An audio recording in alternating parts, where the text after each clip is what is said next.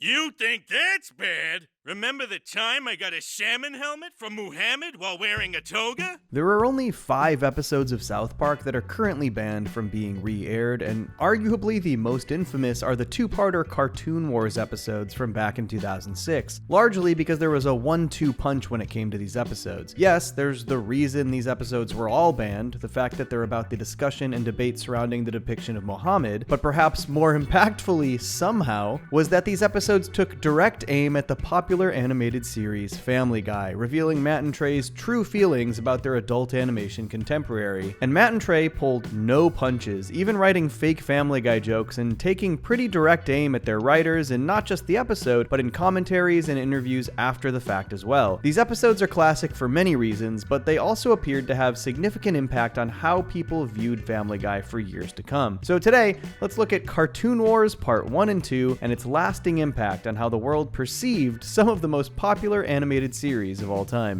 Let's do this! Alright, let's roll!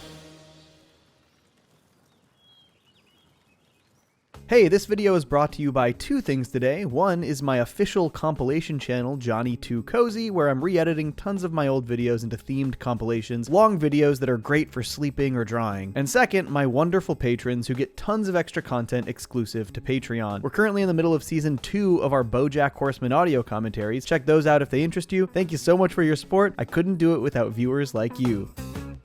Cartoon Wars aired April 5th and 12th, 2006, the beginning of South Park's 10th season. And while the episode has a lot to say about extremism and the way terrorists use fear to get their way, of course, the cultural reaction was mostly, haha, they made fun of Family Guy. South Park's critique of Family Guy mostly boiled down to one specific aspect of the show, the cutaways. The fact that so many of their gags are sort of unrelated to the story at hand. When I make jokes, they are inherent to a story. Deep, situational, and emotional jokes based on what is relevant and has a point, not just one random interchangeable joke after another. And honestly, when the episode aired, I pretty immediately took to South Park's read on Family Guy. I was a huge fan of Family Guy when I was younger, but even in the middle of its first season after returning from cancellation, I found myself becoming pretty disillusioned by it. I was a teenager at the time and didn't understand why I felt that way, but when South Park described exactly why they didn't like Family Guy's style of comedy, I basically adopted their talking points, and I don't think I'm the only one. But the thing is that this South Park episode doesn't exactly strictly criticize Family Guy. Cartman has very specific reasons he hates the show, but he also is pretty blatantly the bad guy throughout the episodes. And it also contained some pretty self-aware commentary from Matt and Trey, like this. I mean, I know it's just joke after joke, but I like that.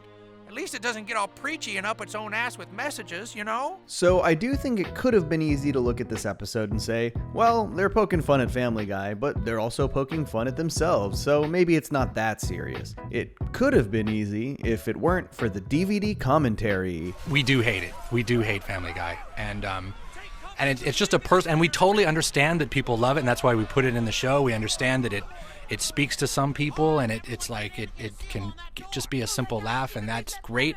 And we certainly don't think it should be taken off the air or anything like that. We just don't respect it in terms of writing. So yeah, Matt and Trey were very genuine in their criticism for Family Guy. I think it's also interesting to point out that Family Guy was not yet the juggernaut long-running animated series it is today. In fact, it was only nearing the end of its 4th season, which was actually its first season since its unlikely revival. Family Guy had actually been canceled in 2002 after its 3rd season, but thanks to massive popularity gained on Adult Swim and syndication, as well as very high DVD sales, Fox decided to resurrect the show a few years later, a move that I'd say proved to be pretty lucrative considering Family Guy is now airing its 22nd season. So on one hand, South Park was punching up as a smaller cable series towards a bigger network series that got 3 to 4 times the ratings they did. On the other hand, Family Guy had only just returned from the brink of extinction, barely 1 season into its revival. While it certainly was a big part of the cultural zeitgeist, it's funny to think Matt and Trey were so intent on going after a show that only had a fraction of the episodes they had. In the DVD commentary, they actually acknowledged this as well. And it is like this childish jealousy too, because it's like, come on, our stuff's cooler. Yeah, but it totally is childish because Family Guy gets like 4 times the ratings of us. These days, that obviously feels very different. Both shows are cultural juggernauts. Family Guy has aired over 400 episodes, while South Park has aired over 300, and Matt and Trey can hardly be considered underdogs after their unfathomably large recent South Park contracts. But of course, this was almost 20 years ago. Things change. But I do think it's undeniable that South Park's take on Family Guy shifted public perception of the show, which was really reaching its peak popularity at this time. And for the most part, Family Guy took the criticism in stride. Family Guy has survived 19 cancellations, 2 assassination attempts, and a pretty good ribbon by those South Park guys. All in all, it seemed like the Family Guy crew found the episode itself pretty funny, but the thing Seth MacFarlane took issue with was some of the additional comments Matt and Trey made. What about South Park? They can go to hell. The two-parter that they did about us was very funny, but then I read this article where they were just really like spitting venom at us and at our staff, and I was like, oh, that's kind of lame. And this is also true. Matt and Trey were not kind to the writers in both interviews and in that DVD commentary. I think what makes me disappointed about Family Guy is I think it could be an amazing show. I think you can tell they're smart people working on it.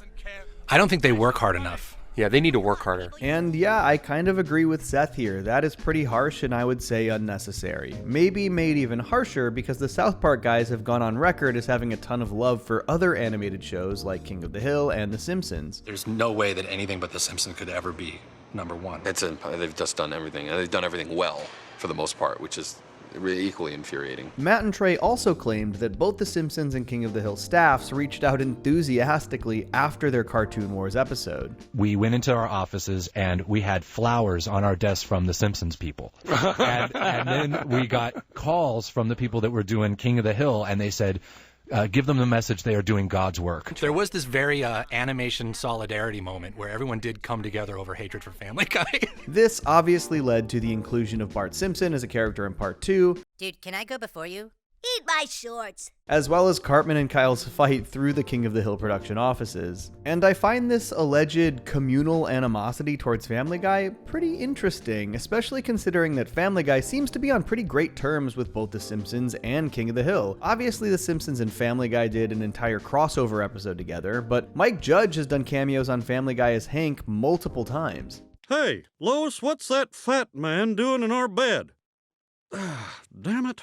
I always wake up before I find out if they can understand the baby. So all this to say, the title Cartoon Wars kind of became the most accurate title it possibly could have. It seemingly ignited this very strange fire within the adult animation community, though it doesn't seem the rivalries with Simpsons and King of the Hill would last. But obviously Cartoon Wars is about a lot more than just ripping on Family Guy. These episodes are mostly about censorship and about giving in to extremism. At the time, political cartoons depicting Muhammad in a Danish newspaper led to massive criticism and even violence and riots in Muslim countries. Whether or not anyone, even non-Muslims, could depict images of Muhammad became a major debate, with Matt and Trey feeling that refusing to do something under the threat of violence is basically just giving in to terrorism. I'm going to use fear to get them to do what I want.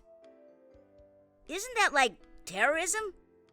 No, it isn't like terrorism. It is terrorism. This is obviously an idea that was further explored in the also banned 200 and 201, so we'll talk more about this when I break those episodes down, but this episode became about censorship strictly because Comedy Central told Matt and Trey that they were going to censor the episode. They said we cannot show Muhammad. So we actually had to change the whole idea of that show. We're like, okay, well then we're going to make the idea of the show that a network won't show Muhammad, and because that's now what we can talk about. But I also think this is a pretty fascinating thing for South Park to cover because they have so often been the subjects of attempted censorship from various groups. In fact, the South Park movie, Bigger, Longer, and Uncut, is basically about this exact thing. Sheila and the United States government literally wage war on Canada to try and censor Terrence and Phillip because they believe it's harmful to their children. They're using violence and fear to get others to do what they want. Canadians want to fight us because we won't tolerate their potty mouths. Well, if it is war they want,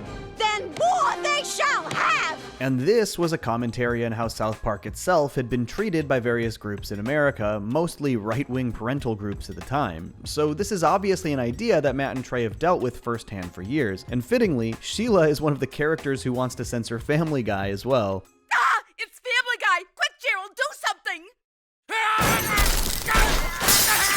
And I think this is actually another aspect of Cartoon Wars that makes the commentary very interesting, and maybe makes Matt and Trey's criticism towards Family Guy a tad bit more nuanced. Though they obviously made it clear that they're not fans of the program, the views they give various characters through the episode are fascinating. Cartman is the character who hates Family Guy and echoes Matt and Trey's views on the show, and yet he is also the one who is literally using terrorism to try and get his way.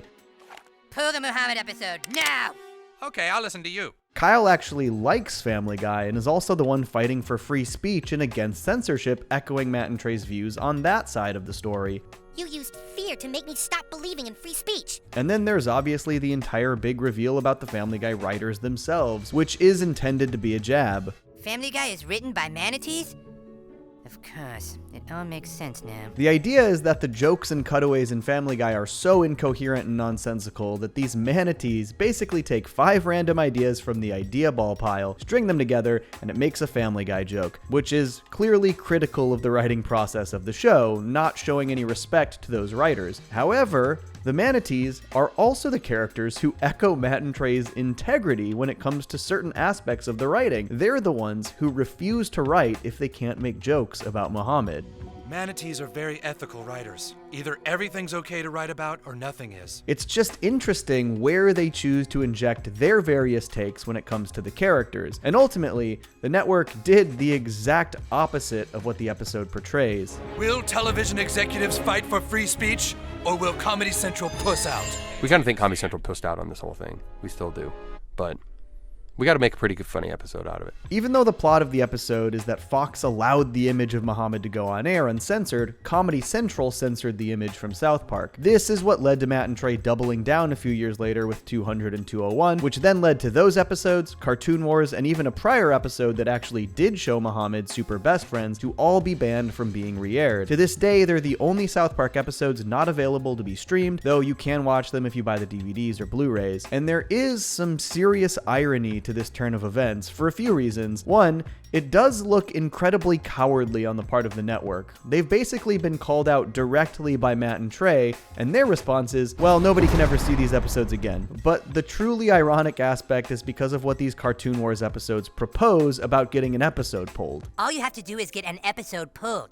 Pretty soon the show is compromised and it goes off the air. It is wild that these would specifically be the episodes of South Park that get pulled, in the episode where they talk about what happens when episodes get pulled. Though, of course, the show itself is still running strong, despite 5 episodes missing from the library. So Cartman's assertion that getting 1 episode pulled would unravel the entire show wasn't exactly accurate. Though this commentary within the episode itself may have actually been another subtle jab at Family Guy, because not long before Family Guy got canceled for the first time, they had an episode that was pulled for similar reasons. When You Wish Upon a Weinstein was produced for season 2 of Family Guy, and the network refrained from airing it, believing it would be seen as anti-Semitic, despite having been written by a Jewish writer. And it wasn't long after this that the show was canceled, though of course it wouldn't stay canceled for very long. But beyond the commentary and the war waged on rival cartoons, how about Cartoon Wars just as a South Park episode? Well, I think it mostly works because of the aforementioned commentary, whether that's the censorship conversation or the jokes at Family Guy's expense. Sometimes with South Park, you can sort of feel that the commentary came before the episode premise, and I think that's pretty clear with this episode. Matt and Trey said as much in interviews. They wanted to do an episode where they showed Muhammad, but when Comedy Central said they couldn't, the story evolved to specifically be about that. And sometimes when those bigger social commentary stories feel like they're the primary focus, it also feels like the boys are a little out of place in them in some places. And I think that's okay. There are tons of really funny episodes where things escalate to a place where things feel bigger than the 4 boys. But I think this one starts in such an escalated place that it never really gives me what I love most about my favorite South Park episodes, which is when you can really feel the kids' conflict at the forefront. That isn't to say this is a bad episode or anything, I just think the stories that start in a more grounded place win me over the most. But what absolutely does work about this one is that it comes from a very genuine and believable place for the characters. Cartman is exactly the type of person to be so petty that he would hold an entire entire network hostage to try and get Family Guy canceled. He's a lying, deceitful monster who only wants Family Guy off the air. He's the exact type of person who would not only employ terrorism to try and get his way, but brag about it while he does. Kyle is the exact kind of person who would feel deeply conflicted over this issue, feeling strongly about free speech, but also allowing fear to cloud that judgment when it comes to the safety of his loved ones. The dream where he sees Ike die in a terrorist bombing is so visceral, honestly really disturbing, and you understand why that might motivate him to change his mind. It's also a pretty classic Kyle vs. Cartman story. Once again, Kyle is duped by Cartman into believing that his motivations aren't selfish.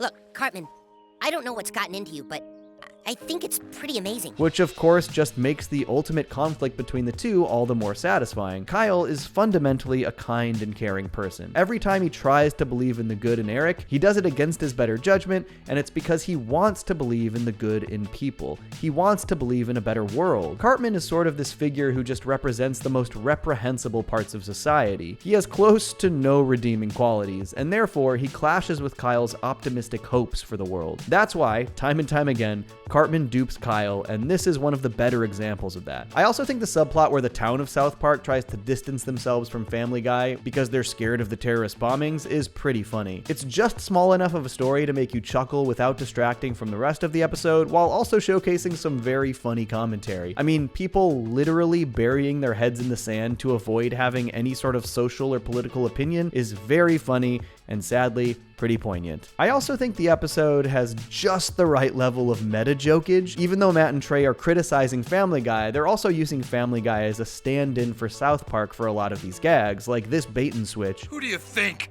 The cartoon that's always pushing buttons with their careless toilet humor.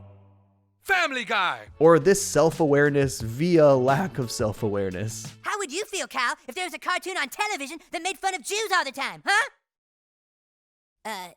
While this doesn't necessarily follow the formula for my ideal South Park story, it more than makes up for it with its wit and commentary. It's just such a well-crafted episode and story, even if I think Matt and Trey were maybe a bit too harsh on Family Guy after the fact, especially on their writers and staff. But it is maybe a little frustrating that the episode title, Cartoon Wars, was meant to be commentary about the threat of violence over a cartoon, but has come to be much more associated with one cartoon ripping on another. You think that's bad? Yeah, I do, Peter. Johnny! I stay mellow watching Johnny Two Cellos. He talks cartoons, he's a really cool fellow. He keeps you posted on adult cartoons. If that's what you're into, then grab a spoon and a very big bowl of your favorite cereal. Feels like Saturday morning cartoon material. Johnny Two Cellos, watch him on YouTube. Now enjoy this groove and bust a move.